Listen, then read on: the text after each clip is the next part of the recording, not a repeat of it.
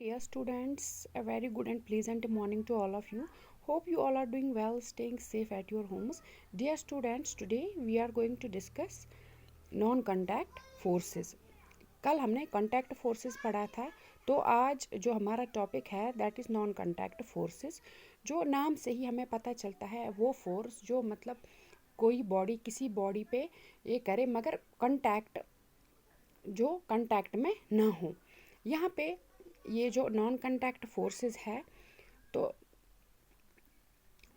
इसमें a magnet can exert a force on another magnet without being in contact with it.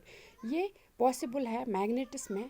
एक magnet जो है वो दूसरे मैग्नेट के ऊपर फोर्स कर सकता है तो मगर विदाउट इन कंटैक्ट, उसकी कंटैक्ट में आने के बगैर ही एक जो मैग्नेट है वो दूसरे मैग्नेट पे फोर्स एक्सर्ट कर सकता है. तो इसको हम एग्जांपल दे सकते हैं नॉन कंटैक्ट फोर्सेस की. तो ये हो गया नॉन कंटैक्ट फोर्सेस. इसके बाद जो टॉपिक है वो है इलेक्ट्रोस्टैटिक फोर्सेस. इलेक्ट्रोस्टैटिक फोर्सेस क्या होते हैं?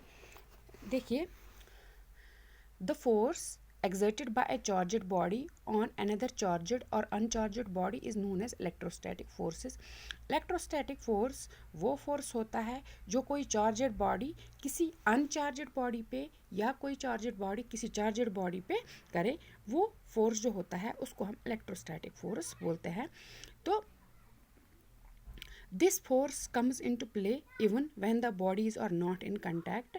The electrostatic force therefore is another example of non-contact forces. ये जो electrostatic force है ये टू जो बॉडीज़ है उनमें होता है विदाउट कंटैक्ट के बगैर भी. एक जो चार्जड बॉडी है वो दूसरी चार्जड बॉडी या दूसरी अनचार्जड बॉडी पे फोर्स एक्सर्ट कर सकती है.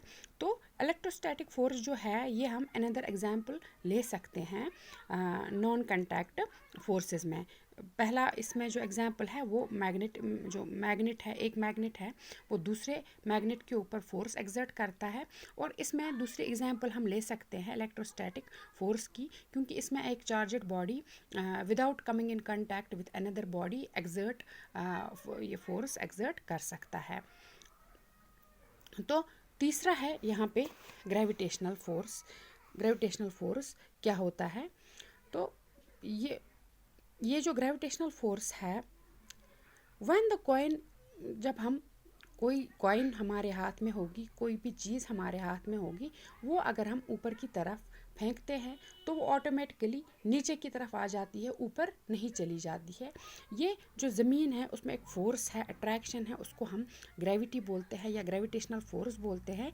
ये इस ऑब्जेक्ट को अपने ऊपर खींच लेता है, उसको हम ग्रेविटी बोलते हैं या ग्रेविटेशनल फोर्स बोलते हैं. तो ये एक अर्थ की प्रॉपर्टी ही नहीं है, बल्कि हर एक ऑब्जेक्ट जो यूनिवर्स में है उसमें मतलब ये फोर्स होता है जिसको हम ग्रेविटेशनल फोर्स बोलते हैं.